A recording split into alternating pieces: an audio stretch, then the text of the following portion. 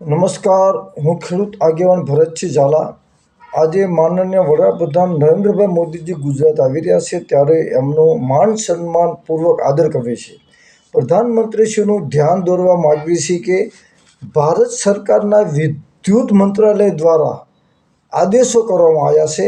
એ આદેશોની અંદર સમગ્ર દેશના અને ગુજરાત રાજ્યના જે ગામોમાં હેવી વીજ લાઈનો આવી રહી છે એ ગામોના નામ આપેલા છે.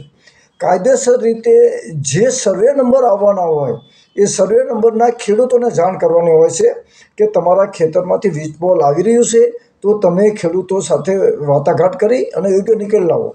દુઃખ સાથે જણાવવાનું કે ગુજરાતની અંદર વીજ પોલ કંપનીઓ, સરકાર અને પોલીસ દ્વારા બળજબરીપૂર્વક વીજ પોલ નાખવામાં આવે છે. કોઈપણ જાતની વાટાઘાટો કરવામાં આવતી નથી, ખેડૂતોની સહી લેવા આવતી નથી કે ક્યાંય પણ પંચ રોજકામ કરવામાં આવતું નથી.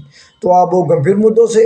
પ્રધાનમંત્રીશ્રીને વિનંતી છે કે એક રાષ્ટ્ર એક ઇલેક્શનની આપ વાત કરી રહ્યા છો ત્યારે એક ખેત એક દેશનો કાયદો બનાવી એક વીજ પોલ દીઠ માસિક 1 લાખ રૂપિયા ભાડું આપવામાં આવે, ખેડૂતના એક પરિવારને કાયમી નોકરીમાં આપવામાં આવે, વાયરનું પણ બજાર કિંમતનું 6 ગણું વળતર આપવામાં આવે અને બને ત્યાં સુધી અંડરગ્રાઉન્ડ વીજ લાઈન નાખવામાં આવે તો પર્યાવરણને કુદરતી આપત્તિ કે માનવ સર્જિત આપત્તિ કે અન્ય આપત્તિનો કોઈને ભોગ ન બનવું પડે.